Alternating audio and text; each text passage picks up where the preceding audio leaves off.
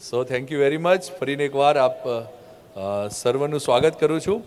એક વ્યક્તિ પાસ્ટરની પાસે ગયો, 20 વર્ષથી ચર્ચમાં જયા કરતો હતો, આવી સભાઓમાં જયા કરતો હતો, અને એણે પાસ્ટર સાહેબને પૂછ્યું, પાસ્ટર સાહેબ, મને ગયા અઠવાડિયે તમે શું પ્રચાર કર્યો ને એ યાદ નથી, મને યાદ નથી રહેતું. પાસ્ટર સાહેબે બહુ સુંદર જવાબ આપ્યો. પાસ્ટર સાહેબે કીધું કે મારી પત્નીએ 20 વર્ષ પહેલાં શું જમવાનું બનાવીને મને ખવડાવ્યું મને યાદ નથી, છેલ્લા 10 વર્ષનું યાદ નથી, ગયા અઠવાડિયાનું બી યાદ નથી, 2 દિવસ પહેલાંનું બી, પાછલા 2 દિવસ પહેલાંનું બી હું ભૂલી ગયો છું. પણ મને એક વાત ખબર છે કે મારી પત્નીએ જે મને ખવડાવ્યું ને એ બધાથી મારી સેહત બરાબર બની છે. હાલેલુયા. તમને યાદ રહે કે ના રહે, જ્યારે પરમેશ્વરની ઉપસ્થિતિની અંદર તમે આવો છો, એની હજુરીમાં રવિવારે કે કોઈ બી સભાઓની અંદર જાઓ છો, કદાચ ભૂલી જાઓ, પણ એ પરમેશ્વર તમને આત્માની અંદર એ મિટિંગમાં તંદુરસ્ત બનાવે છે. હાલેલુયા. અને આજે બી તમને ઓર તંદુરસ્ત બનાવીને એનાથી મોકલશે. કાલે યાદ રહે કે ના રહે, પણ બરાબર આત્મામાં તમે બળ પામીને જશો. Hallelujah, hallelujah, praise the Lord.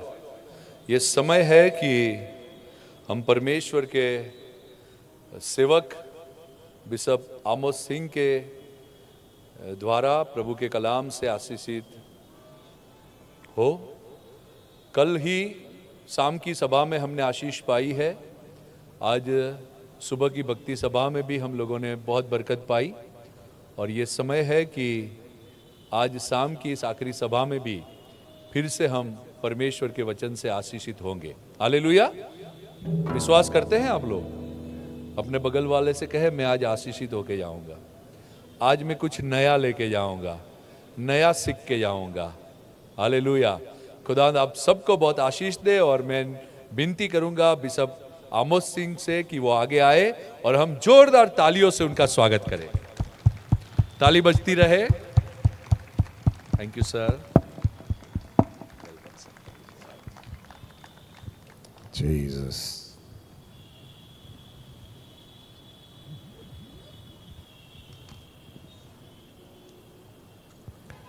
सनातन परमेश्वर को थोड़ा ये मॉनिटर देना बेटा, थोड़ा सा. सनातन परमेश्वर को धन्यवाद देते हैं, उसकी आराधना करते हैं कि आज के इस महत्वपूर्ण दिन के लिए जो प्रभु परमेश्वर ने हम सबको दिया है, कि आज हम परमेश्वर के हृदय की बातों को जानें, समझें, और जो भी प्रभु ने अंत के दिनों में हम सब लोगों के लिए रखा है हम उसको पहचानें.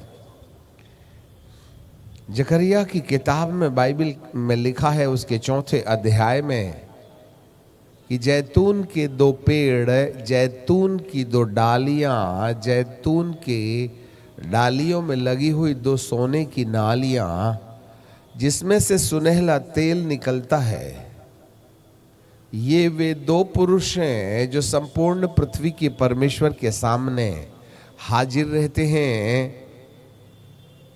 ये और कोई नहीं है, एलियाह और मूसा है. एपोस्टोलिक एंड प्रोफेटिकल एनॉइंटिंग, दर्शन, अभिषेक. और ये वो महत्वपूर्ण लोग होते हैं जिनको परमेश्वर देशों में, धरती के हर प्रांतों और देशों में अपना हृदय प्रकट करने के लिए काम में लाता है. ये 5 प्रकार की सेवा है.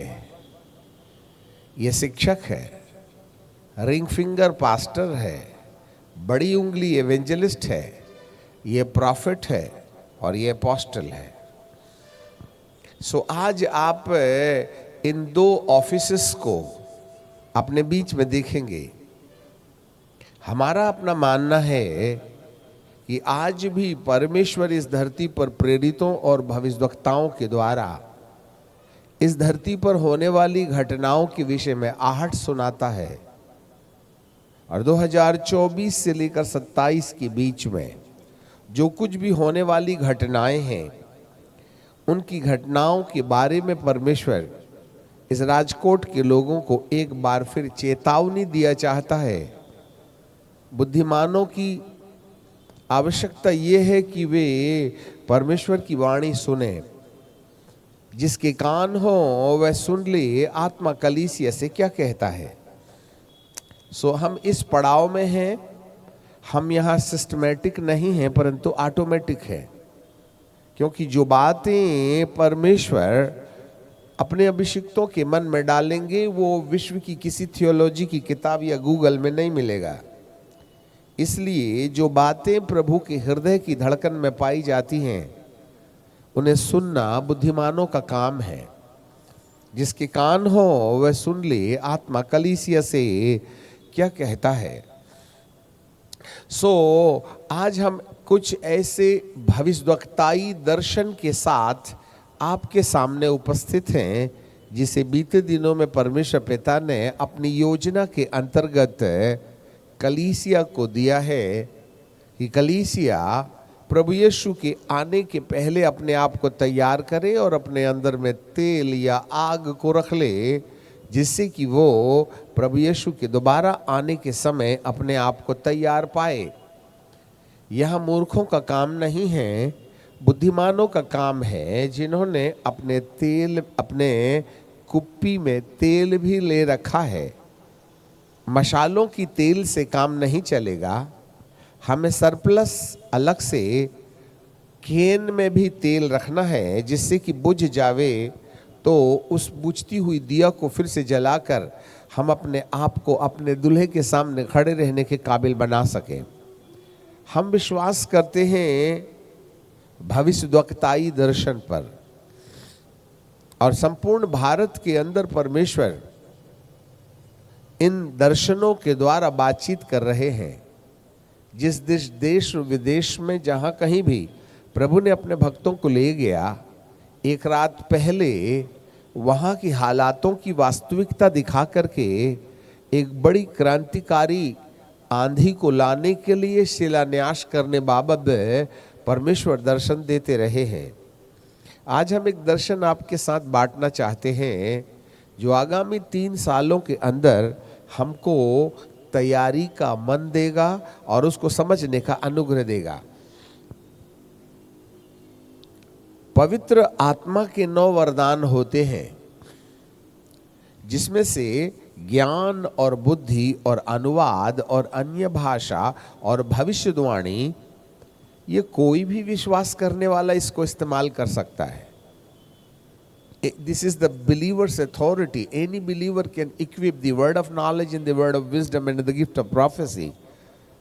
God has given us as a gift. Every believer can operate these 9 gifts of the Holy Spirit. परंतु 5 प्रकार की सेवकाइयों में से ये जो 2 कार्यालय हैं, प्रेरित मूसा और भविष्यद्वक्ता एलिया। मूसा ने 22 लाख लोगों को मिस्र से निकाला और प्रतिज्ञा के देश की ओर रवानगी ली, और एलिया ने इजबेल की टेबल पर खाने वाले भुक्खड़ इस्राएलियों को इजबेल की पकड़ से निकाला, और यहोवा की वेदी जो ढा दी गई थी उसको रिबिल्ड किया। दोनों की दोनों छुटकारा करता है। एक मिस्र से लोगों को आजादी दिलाता है और दूसरा इजबेल की पकड़ से एलिया आजादी दिलाता है। दोनों डिलीवरर हैं और दोनों की सेवाएं भिन्न भिन्न हैं। अब हम यहां ज्यादा डिटेल में नहीं जाएंगे क्योंकि आम सभा है। तो परमेश्वर ने भविष्यद्वक्ताई और प्रेरिताई और भविष्यद्वक्ताई दर्शन, थोड़ा शार्प करो बेटा, बेस कम करो। भविष्यद्वक्ताई दर्शन के अनुसार जो दर्शन दिया, जो एपोस्टोलिक एंड प्रोफेटिकल है, वो ये है। प्रभु के दास दार्शनिक प्रार्थना करते करते कई घंटों के बाद जब शून्यता की दशा को प्राप्त करते हैं और मानव संसार से आने वाली चहलकूद की आवाज कानों में सुनना बंद हो जाती है, तब मानो वे अपना शरीर त्याग करके बाहर निकलते हैं। ये कोई सपना दर्शन नहीं है।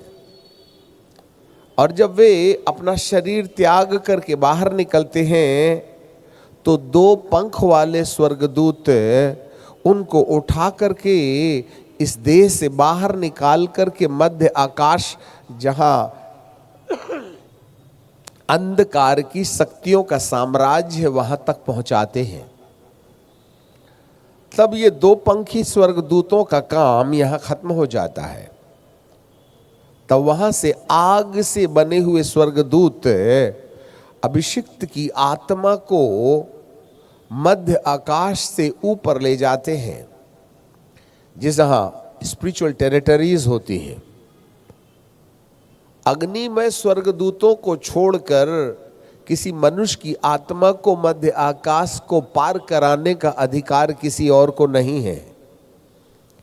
और जब ये अग्नि में स्वर्गदूत तमाम अंधकार की सत्ता के साम्राज्य को पार करा करके तीसरे स्वर्ग के निचले हिस्से में पहुंचाते हैं, वहां इन आग वाले स्वर्गदूतों का भी काम खत्म हो जाता है। वहां से फिर वो 6 पंख वाले स्वर्गदूत अपनी सेवा टहल देते हैं। 6 विंग्स एंजल्स, जिसको आर्क एंजल कहते हैं। ये जो आर्क एंजल हैं, सबसे पहले वे पैराडाइज में से होकर के ले जाते हैं।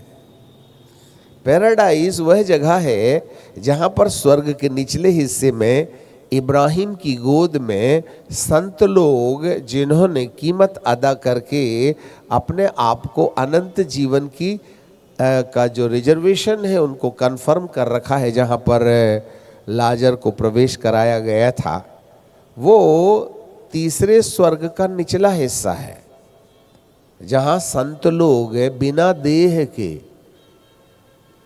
आत्मा और प्राण में रहते हैं और उनसे मुलाकात होती है। ये सब आपको अजीब और गरीब लगेगा, फेकोलॉजी के समान।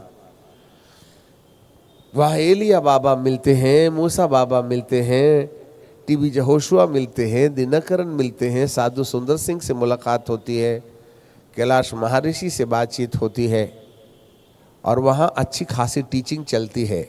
एक आध बार जाके देखना, परंतु 8 घंटे घुटने में बैठना पड़ेगा तब बात करना। ये 15 मिनट की प्रार्थना में नहीं होता। तब इसके बाद में इन संतों के साथ संगति के पश्चात प्रभु दार्शनिक को एक ऐसे ऊंचे पहाड़ पर ले जाके खड़ा कर देते हैं। वहां भी पहाड़ है पैराडाइज में, ठीक है। तो उस पहाड़ के निचले हिस्से में एक पहाड़ जहां पर दार्शनिक को रखा गया, उसके नीचे एक पहाड़ है और उसके ऊपर एक और पहाड़ है। तो मध्य बीच वाले पहाड़ में अभिषिक्त को ले जाने के बाद वह निचले पहाड़ में क्या देख रहे हैं, भविष्यवाणी सुन लो आप अच्छे से। बहुत ढेर सारी दुकान लगी है और वहां फल बेचे जा रहे हैं, परंतु वहां की दुकानों में एक व्यक्ति केला बेचता है तो केला ही केला बेचता है, दूसरा आम बेच रहा है तो आम ही आम बेच रहा है, दूसरा अंगूर बेच रहा है तो अंगूर ही अंगूर है। हमारे तो फलों की दुकान में एक साथ सब प्रकार के फल बिकते हैं, परंतु इस पहाड़ में हर एक व्यक्ति अपनी अपनी दुकान में अपना अपना फल, एक ही फल बेच रहा है और बड़ी भीड़ लगी है। और वहां अनाउंसमेंट हो रहा है, केला ले लो केला, केला ले लो केला, केला केला, आम ले लो आम आम आम आम, जाम ले लो जाम जाम जाम, इमली इमली इमली इमली। हर एक फल बेचने वाले के कपड़े एंटायरली एक दूसरे के साथ अलग अलग हैं।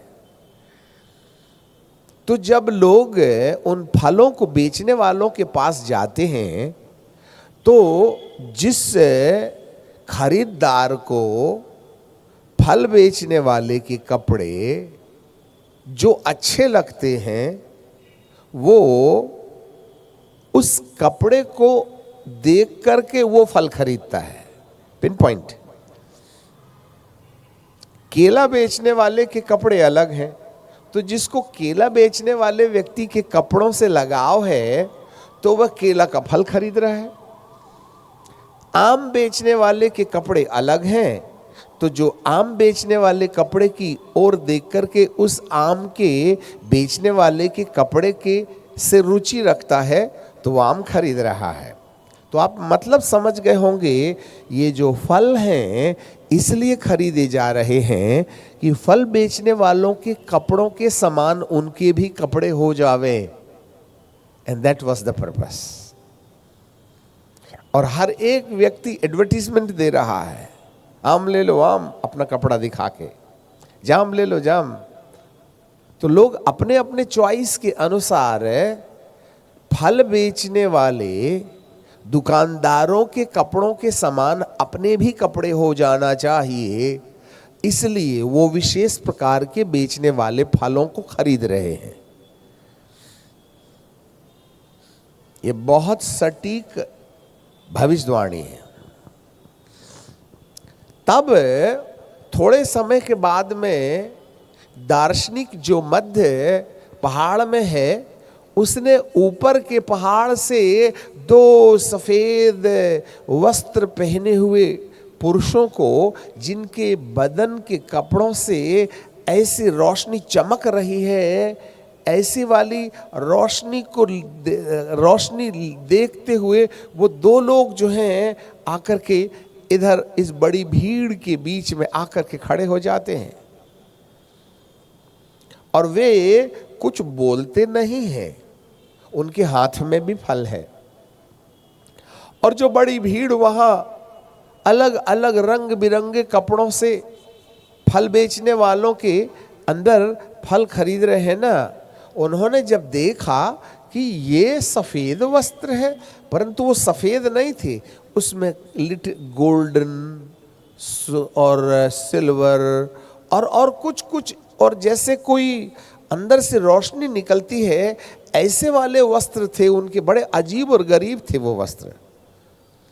तब ऐसे समय में सारी भीड़ उस श्वेत वस्त्रधारी लोगों के कपड़ों को देख कर के क्या बोलने लगे मालूम है क्या?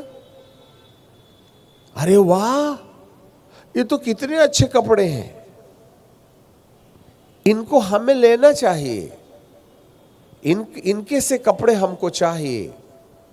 इसीलिए वे सब अपनी अपनी दुकान छोड़ करके ऊंचे पहाड़ से आए हुए दो महापुरुषों के पास आकर के कहने लगे, महाशय ये फल हमें दे दीजिएगा। जरा ध्यान से सुनिएगा, महाशय ये फल हमको दे दीजिएगा। तब उन दोनों पुरुषों ने कहा, नहीं, ये यहां नहीं मिलेंगे, तुम्हें ये फल चाहिए तो तुम्हें हमें इस ऊंची वाली पहाड़ी में आना पड़ेगा। तब बड़ी भीड़ इन वस्त्रों से आकर्षित होकर के उस बड़े पहाड़ की ओर इन दोनों महापुरुषों के पीछे चल पड़ती है, और बहुत ऊंचाई में जाने के बाद एक बहुत बड़ा तंबू वहां दिखाई देता है, और वहां भारी मात्रा में इन दोनों महापुरुषों ने जो अपने हाथ में फल रखा था, ऐसे वाले फलों का एक ढेर पड़ा हुआ है। तब इन दोनों ने उन लोगों को जो निचले वाले पहाड़ से ऊंचे वाले पहाड़ पर गए, उन्होंने इन फलों को देना शुरू किया। सब लोग जरा ध्यान से सुने, चहल कूद न करें। तो जब जिन्होंने जिन्होंने इस ऊंचे वाले पहाड़ में जाकर के फलों को खाया, तो हर एक व्यक्ति को वो फल अपनी रुचि के अनुसार टेस्टी लगा। जिसको केला पसंद था वो केला जैसे लगने लगा, किसी को आम पसंद था तो उसको आम जैसे लग रहा है, किसी को अंगूर पसंद थे तो अंगूर के समान लग रहा है। फल तो एक ही है, परंतु स्वाद उस व्यक्ति की रुचि के अनुसार उसको लग रहा है। तब सारे लोग बड़े आनंद से कहने लगे, वाओ, इससे अच्छा और क्या हो सकता है। फल तो एक है, परंतु स्वाद मेरी रुचि के अनुसार है। ऐसा करके बहुत आनंदित हो गए और उन्होंने उस फल को घर ले गए। थोड़े समय के बाद फिर वो आते हैं और कहते हैं हमें और फल चाहिए। फिर लेके चले जाते हैं। थोड़े समय के बाद फिर ये लोग ले गए फल खा के, जब फिर वापस आते हैं तो वे कहते हैं हमें और फल चाहिए। परंतु अब यहां तीसरी बार इन दोनों महापुरुषों ने फल देने से इनकार कर दिया और कहा अब हम फल तुम्हें नहीं देंगे, वरन तुम्हें बीज ले जाना पड़ेगा और इस बीज को अपनी खेती में लगाओ, इसको उगाओ और इसका फल तुम खाओ। ऐसा करके उन्होंने बीज देना शुरू किया।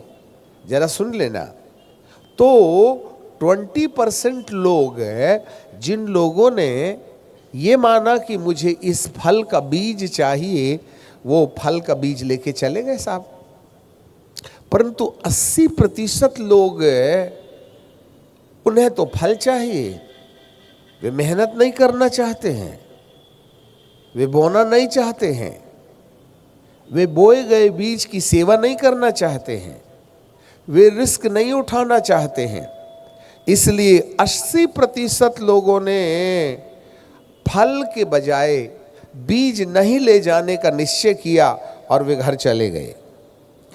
20-80 का रेशियो याद रखना 2027 तक, ये भविष्यवाणी है।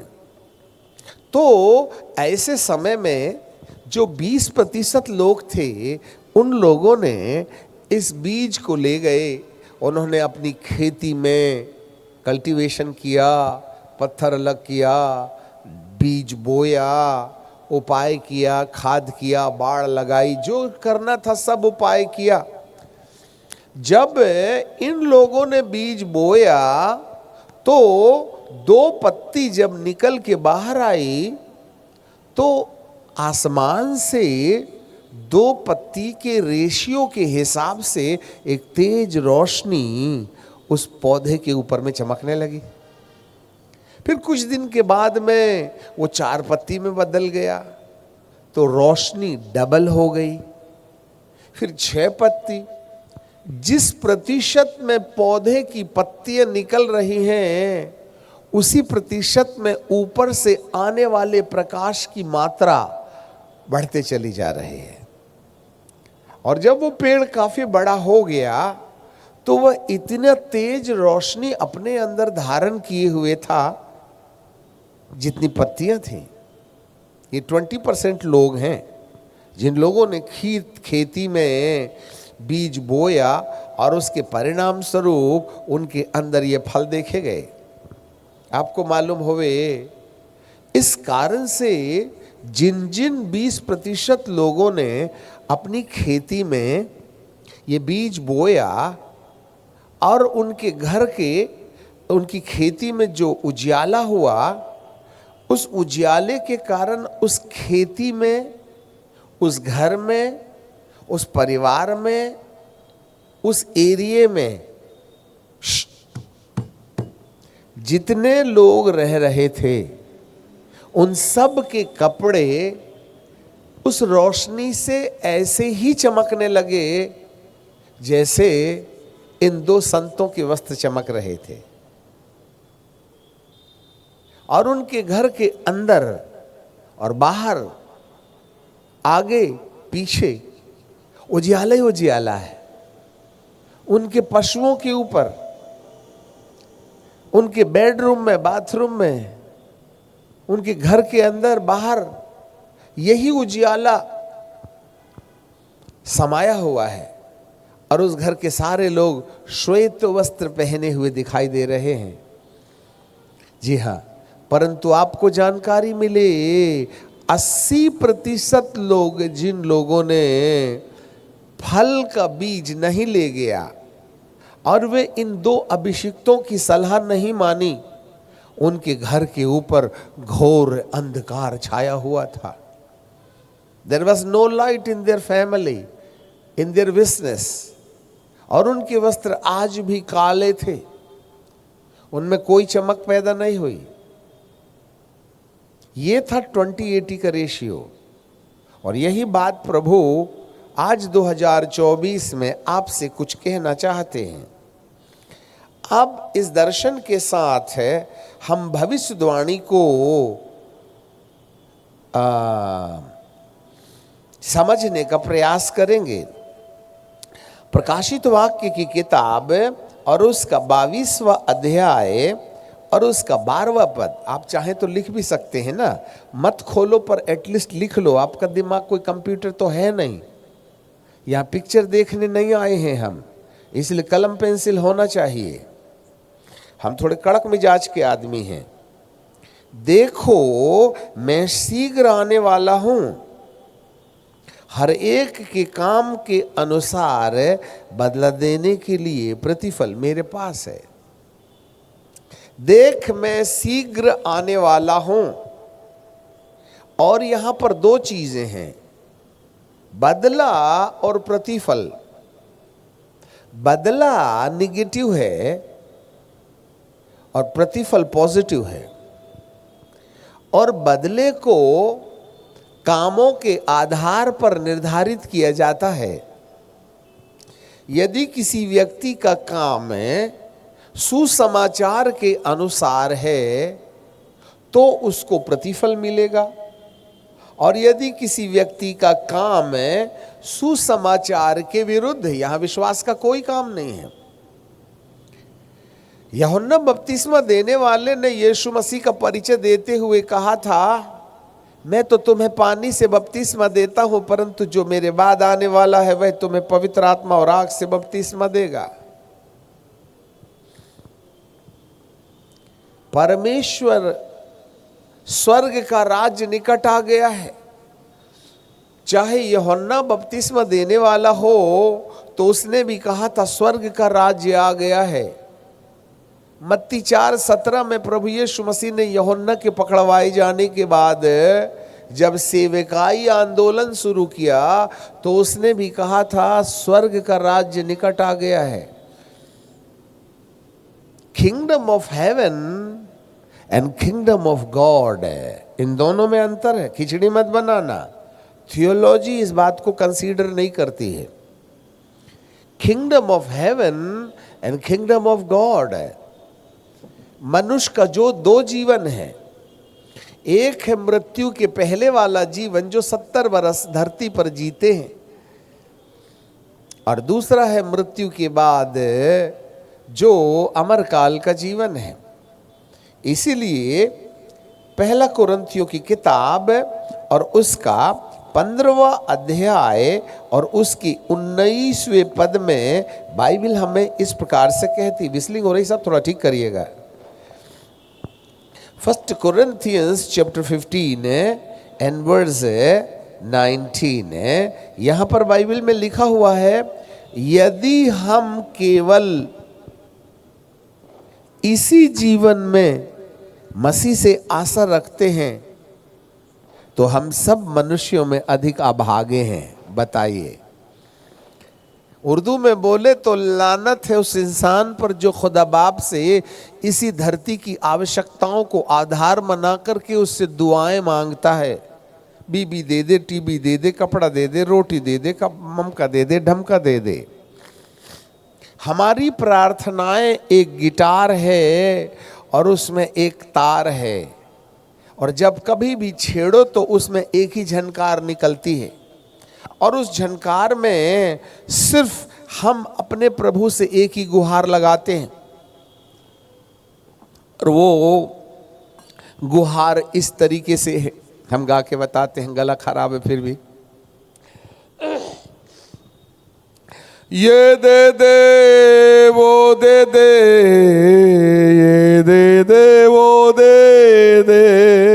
क्या कार दे दे, बंगला दे दे, टीवी दे दे, बीबी दे दे, अमेरिका का वीजा दे दे, यीशु के नाम से आमीन। अरे भिखारियों, कब तक रोटी कपड़ा मांगते रहोगे? हालेलुया। अमेरिका का वीजा दे दे, बिटिया की शादी नहीं होती है करवा दे, बच्चे नहीं हो रहे हैं बच्चे दे दे, है ना, ये दे दे वो दे दे, ये दे दे वो दे दे, हम सब दे दे बोलते हैं। यहां पर लिखा है अभागा है वह इंसान जो इसी जीवन के लिए प्रभु से प्रार्थना करता है। आप खुद ही ना 17 साल की प्रार्थना को मोबाइल में रिकॉर्ड करके छत में जाके सुनना, आपको इतनी शर्म आएगी कि पानी डूबने के लिए भी नहीं मिलेगा। सिर्फ रोटी, सिर्फ कपड़ा, सिर्फ 60 साल की जिंदगी के लिए जूता टोपी, सिर्फ अपनी आवश्यकताओं को आधार बना करके जो 70 बरस की जिंदगी में है, जिसमें G20 लागू होने वाला है, अभी RFDI radio frequency identification device लगा करके तुमको इसी धरती की इस वन वर्ल्ड गवर्नमेंट का गुलाम बना दिया जाएगा। उसी को तो लेकर के ना आधार बना के हम प्रभु से प्रार्थना करते हैं। बाइबल में लिखा है कि अभागा है वह इंसान जो इसी धरती की आवश्यकताओं को आधार बना करके अपने प्रभु से प्रार्थना करता है। इसका मतलब है इस जीवन के बाद एक और जीवन है। आज बहुत अच्छी बात आज हम आराधना में सुन रहे थे। यीशु मसीह बेचारा बीच में लटका है और एक डाकू एक तरफ में लटका है, दूसरा डाकू दूसरे तरफ में है। तो पहले नंबर वाले डाकू ने बोला, हे प्रभु, यदि तू मसीहा है तो अपने आप को उतार ले और मुझको भी उतार ले। बीवी से मिलना है, 6 साल से जेल में हूं और गर्लफ्रेंड से तो बहुत दिन हो गए बात नहीं हुई है। तू भी उतर प्रभु और मेरे को भी उतार ले। प्रभु ने जवाब ही नहीं दिया। अब दूसरा वाला टेंशन में आ गया और क्या बोलता है, ए, तेरे को नहीं मालूम कि हम अपने किए की सही सजा पा रहे हैं? तेरे को डर नहीं लगता कि बाजू में कौन है? चोर कहीं के, मैं भी चोर तू भी चोर, ये तो नहीं ना चोरी किया था। दूसरे नंबर वाले डाकू ने यीशु की पवित्रता को पहचाना। वो अपने यीशु के अपमान को बर्दाश्त नहीं कर रहा है। उसकी तारीख आ गई, फिर भी दादागिरी दिखा रहा है बाजू वाले को। हम तो अपने किए की सही सजा पा रहे हैं, पर इसने क्या किया था? पहली चीज दूसरे नंबर वाले डाकू ने ये जाना कि हम अपने किए की सही सजा पा रहे हैं। दूसरा नंबर, उसने ये जान लिया कि ये निर्दोष है। तीसरा, उसको एक ऐसे राज्य की कहानी पता चल गई जो मृत्यु के बाद लागू होगी। चौथी चीज, उसको यह भी मालूम हो गया है कि मृत्यु के बाद वाले राज्य में यही महाशय है जो मेरे को एंट्री देगा। इसलिए उसने कहा, हे प्रभु, जब तू अपने राज्य में आए तो मेरी भी सुधि लेना। ये 4 क्वालिटी नंबर 2 में दिखाई देती है। आपको मालूम है, जिसने कहा मसीहा, तू यदि यीशु यदि मसीहा है तो अपने आप को बचा ले और मेरे को भी बचा ले, उत्तर दिया ही नहीं। घटिया आदमी तो धरती की 70 वर्ष की जिंदगी की आवश्यकता के लिए दुआ मांगता है। इसको देख, वो इस जीवन की नहीं उस जीवन की बात करता है। यीशु मसीह ने 5वें पॉइंट में कहा, आज ही तू मेरे साथ सुखलोक में होगा। Praise the Lord. अब पहले वाले को पहले नंबर वाले डाकू को उत्तर मिला ही नहीं, क्योंकि तुम प्रार्थना तो करते हो परंतु भोग लगा के 70 वर्ष की जिंदगी में उसको उड़ा देना चाहते हो। परंतु दूसरे नंबर वाला डाकू तो वो संपत्ति जो मृत्यु के बाद लागू होने वाली है उसकी खोज में था। बोलो, हम क्या खोज रहे हैं? एक तार का तुन न बजाते, इसलिए तो उत्तर नहीं मिल रहा है। अरे दूसरे नंबर वाले डाकू के समान भी तो मरने के बाद वाली कहानी की चिंतन करते अपन, तो जवाब देने वाला जवाब देने में भी उस्तादी दिखाता है। कपड़ा दे दे, नहीं देता, बोले भिखारी कहीं के। आशीष दे दे, नहीं देता, जा कल दिया था ना तेरे को, रोज रोज मांगता है। How many people are not receiving the answer from God? They are asking with the material things, but nothing is happening with their future. क्योंकि तुम भोग लगाने वाली बात मानते हो। आज 99% 9 लोग जो है ना, वो पहले वाले नंबर वाले डाकू के अंदर समाये हैं, जिनको केवल अपनी आवश्यकताओं के अलावा प्रभु से कोई लेना देना नहीं है। अरे कोई तो होता जो दूसरे नंबर वाले डाकू के समान मृत्यु के बाद वाले जीवन की कहानी में भी चिंतन करता। हे प्रभु, जब तू अपने राज्य में आए, जबकि मालूम है उसको उसकी तारीख आ गई है निपटने की, टपकेगा थोड़ी देर के बाद में वो, फिर भी उसको मालूम है मृत्यु के बाद एक जीवन है और मृत्यु के बाद एक राज्य है, उसको ही स्वर्ग का राज्य कहते हैं। और उस स्वर्ग के राज्य का जो शहंशाह है, यही गेट में मुझे मिलेगा और यही मुझे एंट्री देगा। इसलिए मुझे इसकी जरूरत है कि जब तू अपने राज्य में आए तो मेरी भी सुधि लेना। अब आप ही बताओ, मृत्यु के बाद वाले जीवन से अपन को कोई लेना देना भी है कि धरती पर ही पैर पसार के रहिएगा? है पता नहीं क्या क्या खरीद रहे आदमी। मरेगा तो आधा तोला भी साथ में नाक की नथनी न ले जाएगा। जान दिए दे रहे हैं, जान दिए ले रहे हैं। 70 बरस की जिंदगी के लिए प्लॉटिंग पर प्लॉटिंग, 1000 साल के लिए डिमार्केशन ही नहीं है। अब कल नहीं आए तो किस्मत तो तुम्हारी ना फूटी है। अब आ गए हो, कोई बात नहीं, सुन लो। यहां पर बाइबल का परमेश्वर कहता है कि देख मैं शीघ्र आने वाला हूं और हर एक के काम के अनुसार, विश्वास का काम ही नहीं है, हर एक के काम के अनुसार बदला और प्रतिफल। बदला नेगेटिव है और प्रतिफल अवॉर्ड है, पॉजिटिव है। यदि हिसाब से प्रभु के काम करे तो प्रतिफल, और यदि प्रभु के हिसाब से उल्टा ही काम किए तो बदला तय है। चलो छोड़ो, अलग करो, उस पर मत जाइएगा। अब आगे बाइबल में क्या लिखा हुआ है?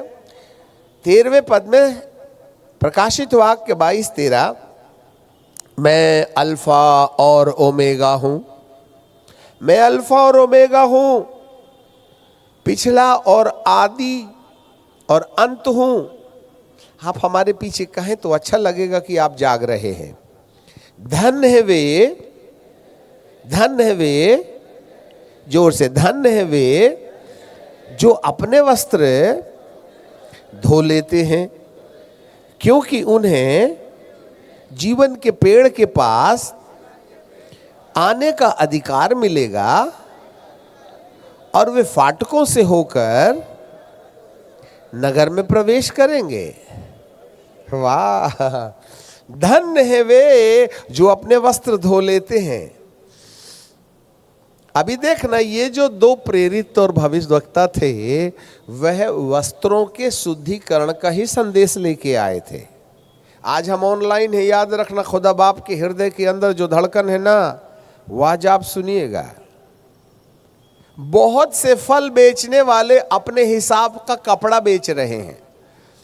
बहुत दुकान लगी है निचले वाले पहाड़ में।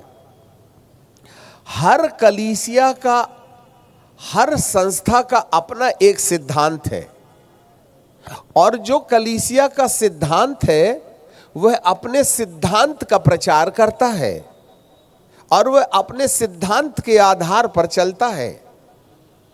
यह निचले पहाड़ का व्यापार है। नहीं जी, हम ये नहीं मानते, हम ये नहीं मानते, ये हमारी कलीसिया का हुसूल है, ये हमारा सिद्धांत है, ये हमारा मानना है, ये हमारा सोच है, ये हमारा सोच है। इसलिए धरती के अंदर में 3334 डिनोमिनेशन एक यीशु मसीह का प्रचार कर रहे हैं। 3,334 संस्थाएं अपने अपने सिद्धांत का बखान कर रही हैं, और इन 3,334 डिनोमिनेशन को एक मैदान में रख दो तो एक भी कुर्सी ठिकाने में नहीं रहेगी। इतना द्वंद्व है मसीह समाज के अंदर, जिसका पवित्रता से और वस्त्रों के शुद्धिकरण से कोई लेना ही देना नहीं है। आज हम स्पिरिचुअल वॉरफेयर कम डॉक्ट्रिनल वॉरफेयर ज्यादा करते हैं। हमारे सिद्धांत के अनुसार, हमारी संस्था के अनुसार, हमारे मानने के अनुसार, हमारे अमके के अनुसार, हमारे ढमके के अनुसार। अरे भैया, कबड्डी यहीं तो हो रही है ना। धरती पर मसीहियत में जितना विभाजन है उतने धर्म नहीं है धरती में। कान धर के सुन लीजिएगा, धरती पर मसीहियत में जितने विभाजन हैं उतने धर्म नहीं है धरती पर। हम इतने स्क्रैटेड हैं, हम इतने फैले हुए हैं, हम इतने डिवाइडेड हैं। अब आप ही बताइए, प्रभु यीशु मसीह आएगा और स्वर्ग ले जाएगा तो कौन सी संस्था वाले पहले इंस्टॉलमेंट में जाएंगे?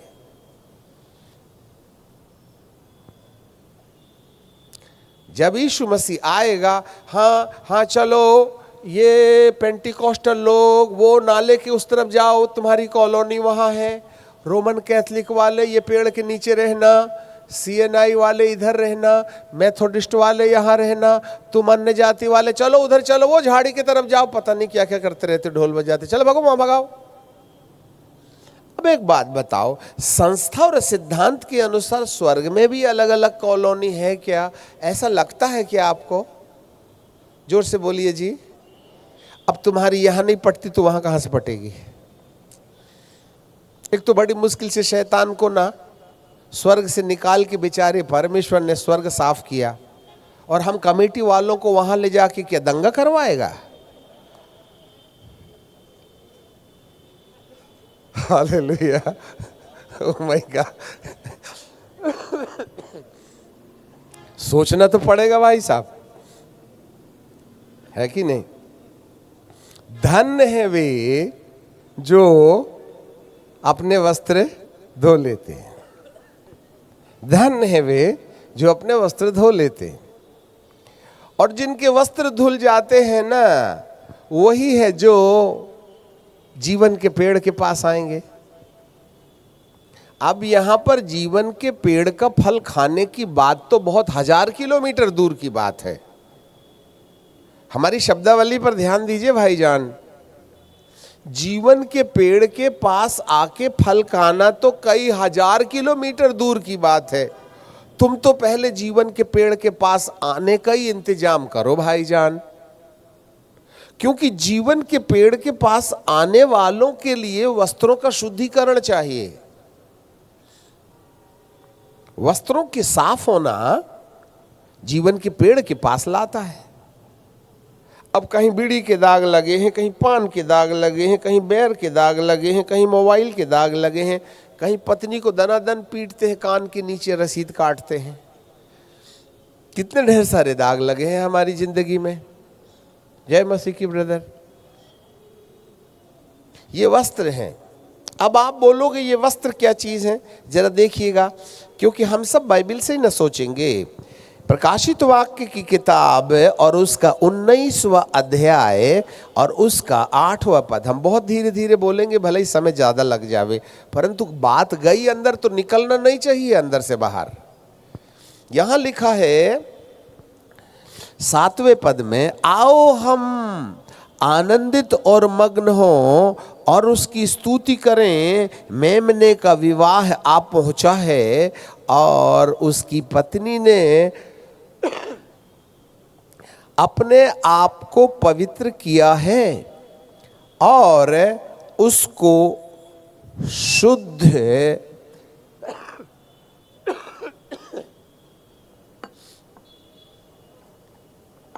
उसको नंबर 1 शुद्ध, नंबर 2 चमकदार और नंबर 3 महीन मलमल पहनने का अधिकार दिया गया। शुद्ध, चमकदार और महीन मलमल पहनने का अधिकार दिया गया, क्योंकि ये महीन मलमल का अर्थ है पवित्र लोगों के धर्म के काम है, विश्वास नहीं है। इंग्लिश में लिखा है the work of the righteousness not the faith. इसका मतलब है हमारे धार्मिकता के जो काम हैं वही है। हमारे धार्मिकता के काम यदि निर्धारित हो गए तो ये शुद्ध, चमकदार और महीन मलमल है, और इन्हीं के आधार पर पत्नी ने, अब यहां पत्नी लिखा है हाँ, जबकि कलीसिया दुल्हन है और पत्नी शादीशुदा होती। अब इस पर जाइए तो कई घंटे झंझट हो जाएगी। फुर्सत से आइए बाइबल स्कूल में हमारे। दुल्हन और पत्नी, इसको छेड़े तो हम फंस जाएंगे। दुल्हन को प्रमोशन लेना पड़ेगा और वो है पत्नी में, और पत्नी को शुद्ध, चमकदार और महीन मलमल पहनने का अधिकार दिया गया। ये जो वस्त्र है ना, वो धार्मिकता के काम है, the work of the righteousness. यहां फेथ का कोई काम नहीं है, काम का काम है जी। तो धन्य है वे जो अपने वस्त्र धो लेते हैं, धन्य है वे जो अपने वस्त्र धो लेते हैं, क्योंकि वे ही हैं जिन्हें हमारे प्रभु के पास आने का अधिकार, जीवन के पेड़ के पास आने का अधिकार मिलेगा। अब जरा देखिएगा दुष्ट ने क्या किया है, हमको ऐसा गुमराह बना के रखा है जिसके बारे में कहा नहीं जा सकता है। अब हम आपको एक घटना जकरिया की किताब से पढ़ाएंगे। बुक ऑफ जकरिया चैप्टर 2, जरा देखिएगा। जकरिया की किताब निकालें और उसका तीसरा अध्याय और उसकी 1 पद से मैं आपके लिए पढ़ूंगा, और एट लास्ट हम वहां पहुंच जाएंगे जहां पर भविष्यवाणी पूरी होगी। फिर उसने यहोशू महायाजक को यहोवा के दूत के सामने खड़ा हुआ दिखाया, और शैतान उसके दाहिने ओर उसका विरोध करने के लिए खड़ा था। थोड़ा दिमाग में लगाइए ना, यहोशू महायाजक है। याजक और महायाजक, महायाजक के पहले याजक, और याजक की अपनी एक क्वालिटी होती है कि वह हारून के वंश में होना चाहिए, वह मूसा की व्यवस्था को अच्छे तरीके से जानने वाला होना चाहिए, वह व्यवस्था के अनुसार सुनामी होना चाहिए, वह सिखाने में और पहुनाई करने में योग्य होना चाहिए। उसने अपनी उम्र के 30 साल समाज में इस बात का प्रमाण देते हुए कि यह याजक हो सकता है, इसका प्रमाण बटोर के रखना चाहिए। तब लंबे समय तक याजक को याजकी सेवा के बाद बुढ़ापे के पड़ाव में उसको महायाजक की उपाधि दी जाती है। सच क्वालिफाइड पर्सनालिटी, जरा ध्यान दें लेना। और बाइबल क्या बोलती है, यहोशू एक महायाजक है और उसके सामने दूत खड़ा है, और सामने तो दूत है परंतु दाहिने ओर भूत खड़ा है। अरे बाबा, दूत भी और भूत भी और याजक भी, ये तिकड़ी क्या कर रही है? Listen me carefully. सामने दूत है, बीच में महायाजक है वेल क्वालिफाइड, स्किल स्क्राइब, निपुण शास्त्री, अनुभवी व्यक्ति, जेंटल, समाज को स्वीकार किया जाने वाला, जिसने याजकीय लंबा समय सेवा दिया है, अब महायाजक में प्रमोशन हो गया है, और उसके दाहिने ओर शैतान खड़ा हुआ है। अब आप बताओ तुम क्या कर रहे हो? ये जो शैतान है ना, दाहिने ओर है, राइट हैंड साइड में, दैट मीन्स अथॉरिटी, अधिकार। यही है जहां हमारा अधिकार है, और अधिकार वाली जगह में वो अधिकार लेके खड़ा हुआ है। क्यों भाई साहब? वो जा भी नहीं रहे, कम वक्त खड़ा है बाजू में। जरा जरा ध्यान से सुनना, बाइबल पढ़ने से समझ में नहीं आती, पेनिट्रेट करना पड़ेगा ना अपने थॉट्स को। और विरोध कर रहा है वो। क्या बात के लिए विरोध कर रहे भाई बाबा? तू नहीं बोले मेरे को शिकायत है। क्यों? याजक के ऊपर काहे की शिकायत तेरे को? अपना काम करना। नहीं बोले नहीं जाता, जाओ। अब दूध से भी नहीं डर रहा है ना? बताइए, हद हो गई। स्वर्ग से आया हुआ स्वर्गदूत खड़ा है, शैतान का हिसाब भी नहीं कर रहा और ढिठाई करके खड़ा है वो, और वो भी याजक के ऊपर दोष लगा रहा है। कोई कारण होगा ना भाईजान। आगे लिखा है, तब यहोवा ने शैतान से कहा, हे शैतान, यहोवा तुझको घूर के। अब यहोवा ने कहा, यहोवा डांटे। इसका मतलब है जब कभी कोई स्वर्गदूत यहोवा का प्रतिनिधि बनकर के आता है ना, तो वह अपना नाम यहोवा ही बताता है।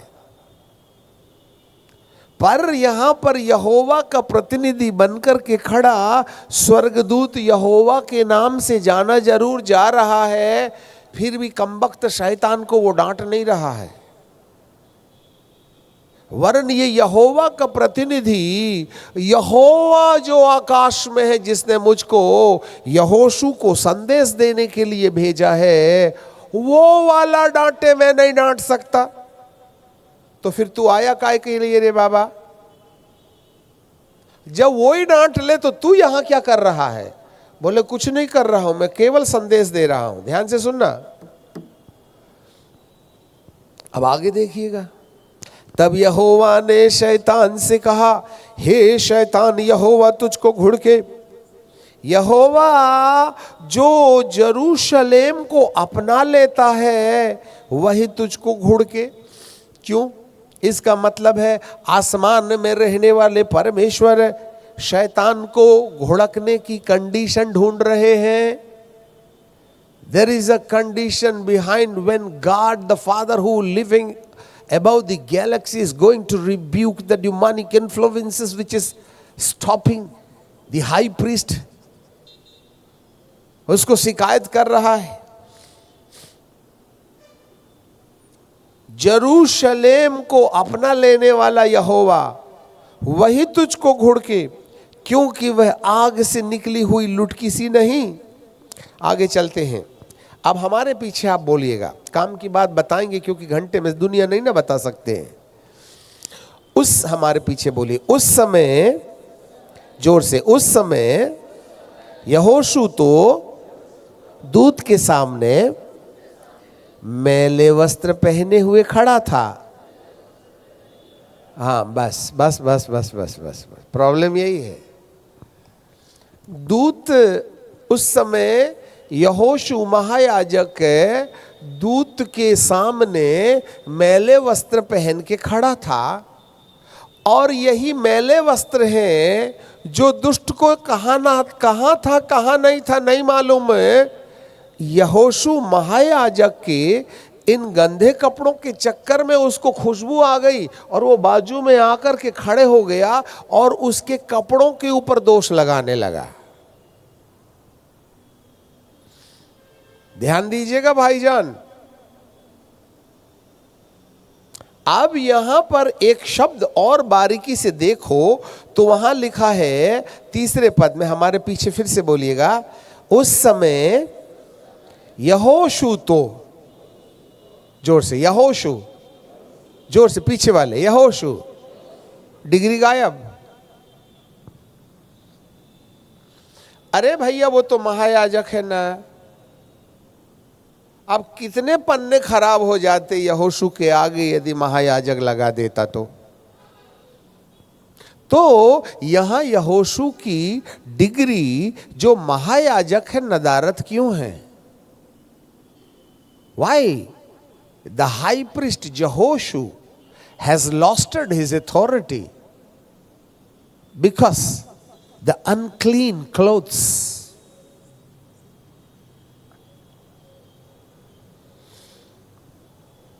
बहुत गंभीर है विषय,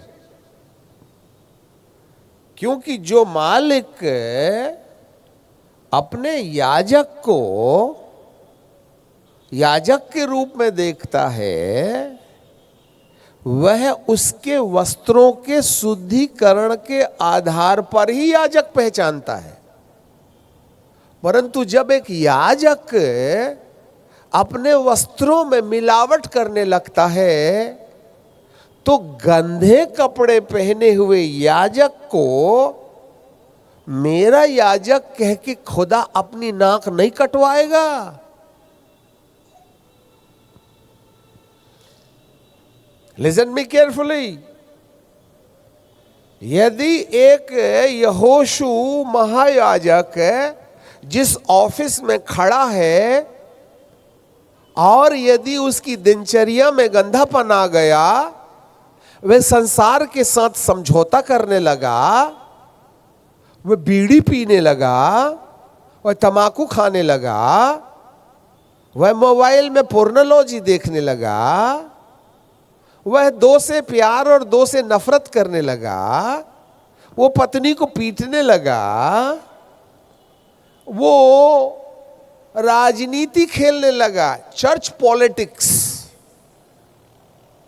तो ऐसे व्यक्ति के नाम के आगे खुदा अपना याजक की पदवी लगाने के द्वारा मालिक अपना नाम आपके चक्कर में बदनाम नहीं करेगा। Very clear. आज चर्च देखे, उसके वस्त्रों को देखे, युवा पीढ़ी अपनी चाल चलन को देखे, कमेटी मेंबरान अपनी जिंदगी को देखें, याजकीय समाज के लोग उनके व्यवहारों को, उनकी कल्पनाओं को देखें, उनके कम्युनिकेशन, उनकी वोकैबुलरी देखें, उनकी सोच देखें, उनकी विचारधाराएं देखें, जिसमें परमेश्वर को पसंद करने लायक आचरण है, या हम उसे खो चुके हैं। यहोशू महायाजक की डिग्री कैंसल है क्योंकि उसके वस्त्र गंदे हैं, और वस्त्रों का शुद्धिकरण ही मेरे परमेश्वर का मेरे नाम पर परिचय है। Listen me carefully. एक याजक के काम ही मेरे परमेश्वर की ओर से तुम्हारा परिचय है, और यदि किसी व्यक्ति के वस्त्रों में अशुद्धि है तो मेरा परमेश्वर तुम्हें अपना बेटा और नाती और पोता और फलाना और अमका और ढमका कह करके अपनी बेइज्जती करा करके आपके नाम के आगे अपना नाम नहीं लगाएगा। It's a very dangerous point. यहां पर बाइबल का परमेश्वर कहता है यहोशू मैले वस्त्र पहन के खड़ा था, और उसके बाजू में शैतान खड़ा है, वो दोष लगा रहा है, वो बीमार नहीं कर रहा है, वो एक्सीडेंट नहीं करा रहा है, आपकी बीवी को नहीं भगवा रहा है, आपको फिजिकली मेंटली टॉर्चर नहीं कर रहा है वो, वरन उसका ख्याल आपकी हरकतों के ऊपर में बना हुआ है, आपके वस्त्रों की ओर देख रहा है वो, और वो खड़ा इसलिए है जिससे कि एक नए नियम के याजकीय समाज के लोगों को वो कभी भी जीवन के पेड़ के पास ना आने दे। और ये उसकी कोशिश है क्योंकि धन्य है वे जो अपने वस्त्र धो लेते हैं, केवल उन्हीं को जीवन के पेड़ के पास आने का मौका मिलेगा। अरे भाईजान, हम बाइबल में जितनी पीएचडी करना है कर लो, जितना सिद्धांत और सिस्टम अपनाना है अपना लो, पर यदि हमारी जिंदगी के कामकाज में संसार के साथ समझौता करने वाली जिंदगी की हरकतें पाई जाएंगी तो दूत तो जरूर रहेगा, पर भूत भी हमारा पीछा नहीं छोड़ेगा। यही कारण है हम दुआ मांग रहे हैं, खुदा जवाब नहीं दे रहा है। बिटिया नहीं बदल रही, बेटा नहीं बदल रहा है, शांति नहीं मिल रही है, लोग डिप्रेशन में है, ऑपरेशन में है, सेपरेशन में है। डिप्रेशन, ऑपरेशन, सेपरेशन, ये सब चीजें आज हमारी जिंदगी के अंदर पाई जाती हैं। टेंशन में है लोग। आप ही बताइए, 2020 के बाद में जब से कोरोना आया है, अपन को दिल में शांति है क्या? Everybody is living under the depression and operation and separation, क्योंकि अंधकार की शक्तियां जमीन से निकल आई हैं। जी हां, 2020 से दुष्ट आत्माओं का जखीरा निकल आया है। यदि मैं आपके लिए प्रकाशित वाक्य की किताब में से पढ़ूं, बुक ऑफ रेवलेशन चैप्टर 9, अब जरा दिल थाम के रखिएगा, आज आखिरी शाम है और घड़ी मत देखना, हम देखेंगे। कहीं ऐसा ना हो खुदा ने तुम्हारी हमारी घड़ी देख लिया तो स्थायी नुकसान हो जाएगा। यहां पर लिखा है, जब पांचवें स्वर्गदूत ने तुरही फूकी तो मैंने स्वर्ग पर एक तारा गिरता हुआ देखा और उसे अथाह कुंड की कुंजी दी गई और उसने अथाह कुंड को खोला और कुंड में से भट्टी का सा धुआं उठा और कुंड के धुएं से सूर्य और वायु अंधियारा हो गई और उस धुएं में से पृथ्वी पर टिड्डियां निकली, ये दुष्ट आत्माएं हैं, और उन्हें पृथ्वी पर बिच्छुओं की सी शक्ति दी गई और उनसे कहा गया कि ना तो पृथ्वी की घास को, ना किसी हरियाली को, ना किसी पेड़ को हानि पहुंचाओ, केवल उन मनुष्यों को जिनके माथे में परमेश्वर की मोहर नहीं है, उन्हें मार डालने का तो नहीं, परंतु 5 महीने तक पीड़ा देने का अधिकार दिया गया। और उनकी पीड़ाएं ऐसी थी कि बिच्छुओं के डंक मारने से मनुष्य को होती है। उन दिनों में मनुष्य मृत्यु को ढूंढेगा, न पाएगा, मरने की लालसा करेगा, मृत्यु उनसे भागेगी।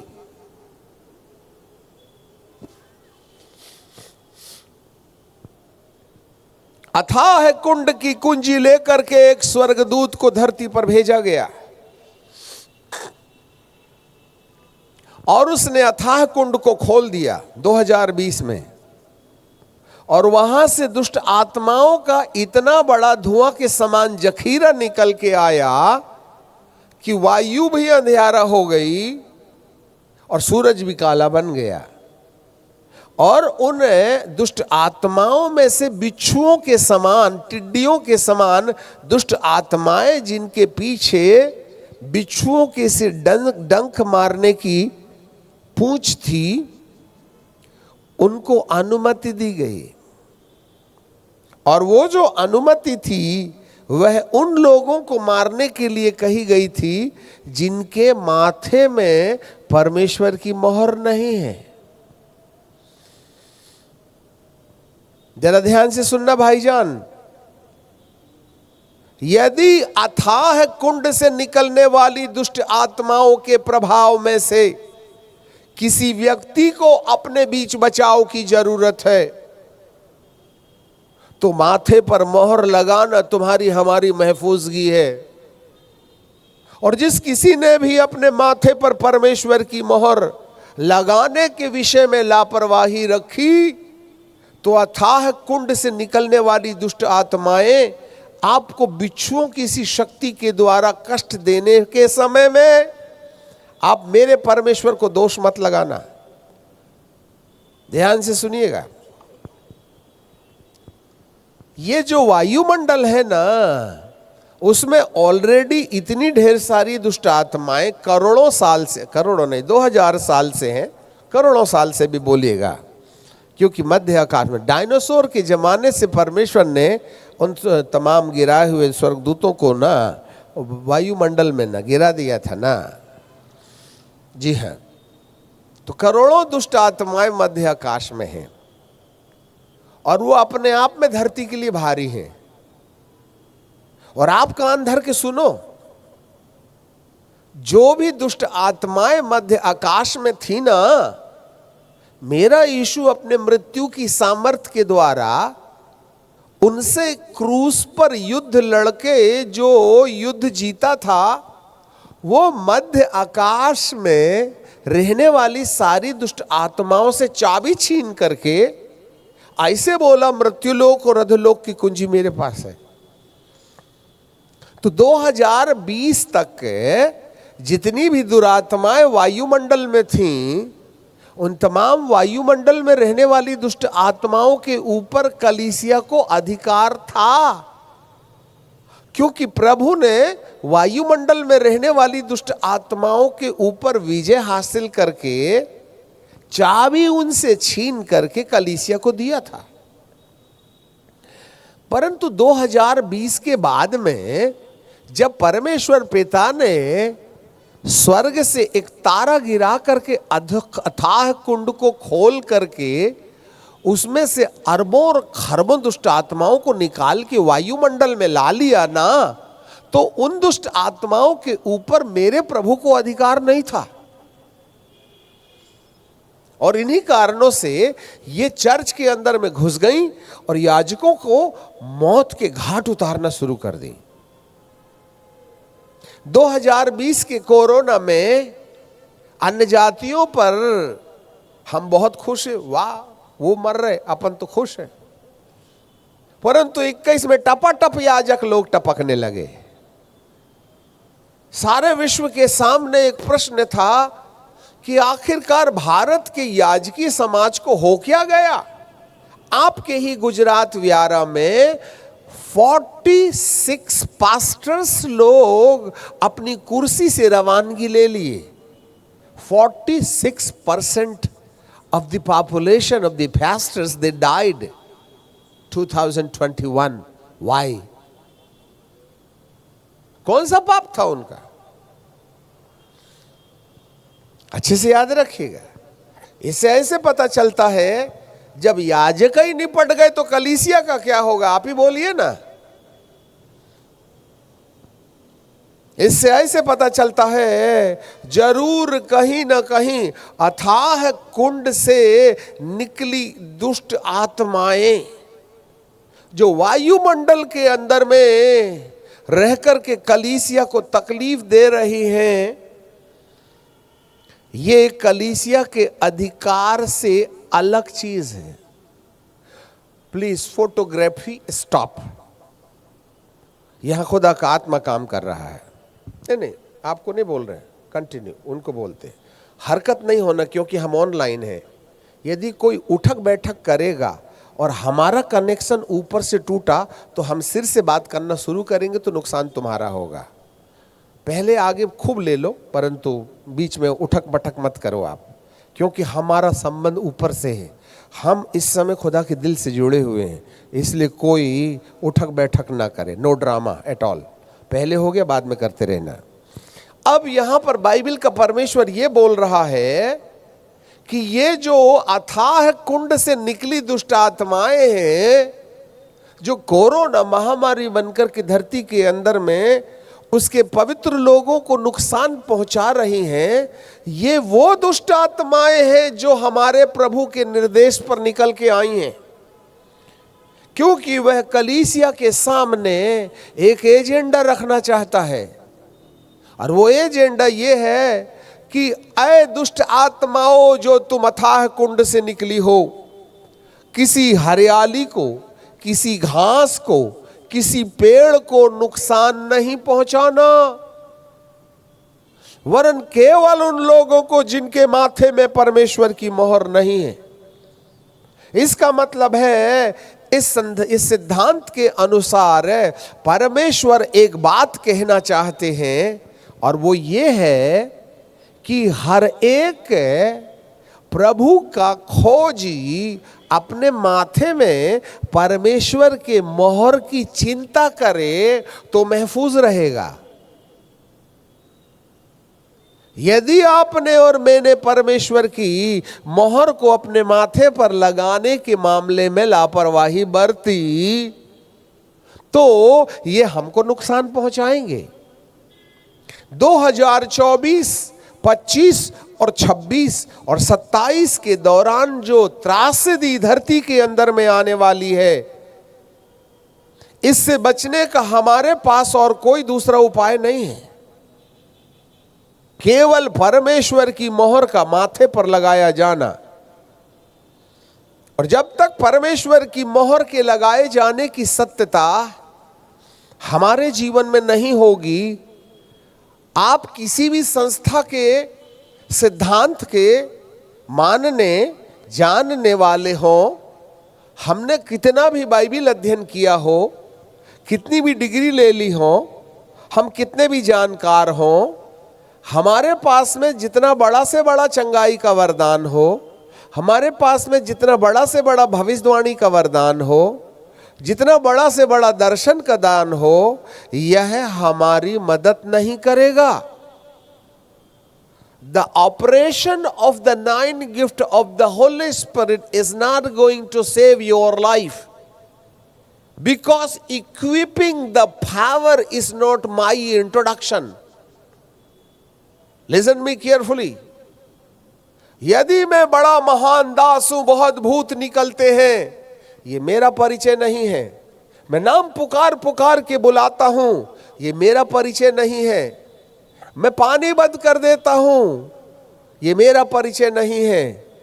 ये प्रभु का उपकार है जो उसने विश्वास की चाबी से मेरी जिंदगी पर दुनिया को मेरा परिचय देने के लिए दिया हुआ है। Great man of God, it's my introduction. ये विश्वास से मिलता है। मेरे द्वारा चमत्कार होता है तो मैं पवित्र हूं, ऐसा नहीं है।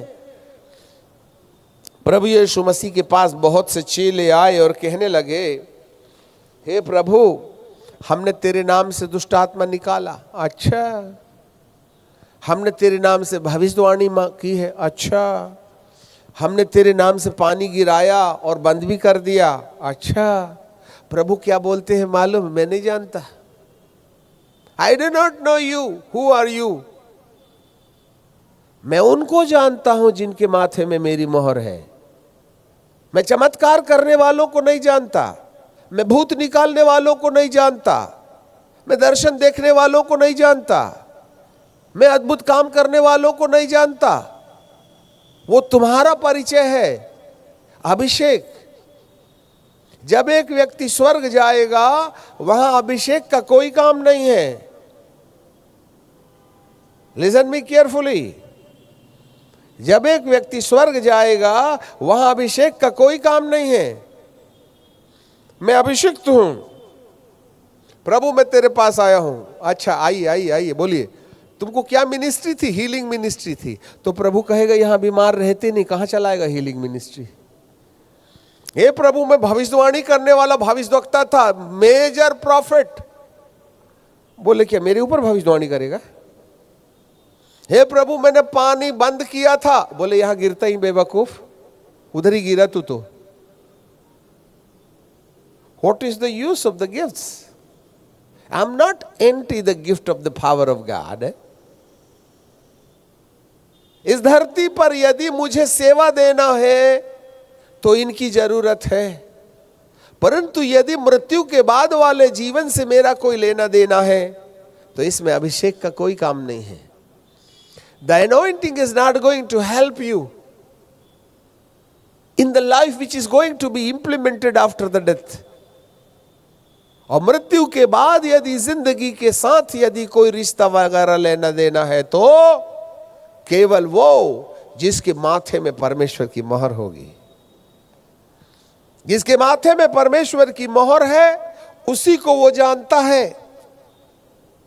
यहां पर लिखा है जिनके माथे में परमेश्वर की मोहर नहीं है, उनको टिड्डियों को बोला डसो रे, डसो, इनको प्रताड़ित करो, इनको तकलीफ दो, क्योंकि इन्होंने अपने माथे में परमेश्वर की मोहर नहीं पहन रखी है। जरा देखिएगा 7वां अध्याय में आ जाएं, book of Revelation chapter 7 and verse 1 से मैं आपके लिए पढ़ लेता हूं ना। कल पढ़ा था, कल हमने छोड़ दिया था इसको। इसके बाद मैंने पृथ्वी के चारों कोने पर 4 स्वर्गदूत खड़े देखे और पृथ्वी के चारों हवाओं को थामे थे, इसलिए समुद्र या किसी पेड़ पर हवा न चले। तब मैंने एक और स्वर्गदूत को तो जीवते परमेश्वर की मोहर लिए हुए पूर्व से ऊपर की ओर से आते देखा, और उसने चारों स्वर्गदूतों से जिन्हें पृथ्वी पर और समुद्र की हानि करने का अधिकार दिया गया था, ऊंचे शब्द से पुकार के कहा, जब तक हम अपने परमेश्वर के दासों के माथे पर मोहर न लगा दें तब तक पृथ्वी और समुद्र और पहाड़ की हानि न पहुंचाना। और जिन पर मोहर दी गई उनकी गिनती मैंने सुनी, इज़राइल की संतानों में से सब गोत्रों में से 1,44,000 पर मोहर दी गई। 1,44,000 लोगों पर मोहर दी गई। आपको मालूम है ये वही स्त्री है, जरा देख लेना, हम थोड़ा सा गहराई में जाएंगे और आपको आखिरी संदेश दे देंगे। आपको मालूम होवे प्रकाशित वाक्य की किताब और उसका 12वां अध्याय कल पढ़ के हमने छोड़ दिया था, जहां पर स्वर्ग में मुझे एक बड़ा चिन्ह दिखाई दिया, अर्थात एक स्त्री सूर्य ओढ़े थी और चांद उसके पैर के तले था, और उसके सिर में 12 तारों का मुकुट था, और उसके सिर पर 12 तारों का मुकुट था। परमेश्वर के सिंहासन के चारों तरफ 24 प्राचीन हैं।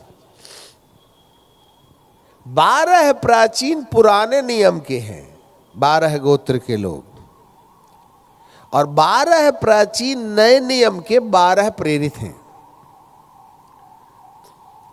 ये जो घटना है 2 बार घटेगी। एक तो जब यीशु मसीह दोबारा आएंगे, जरा बहुत बारीकी से सुन लेना, हम 10-15 मिनट में ना सिर्फ माइंड ब्लोइंग संदेश देना मांगते हैं। प्रभु यीशु मसीह के आने से पहले नए नियम की कलीसिया में 7 साल पहले से प्री ट्रिबुलेशन का काम शुरू हो जाएगा। ध्यान देना,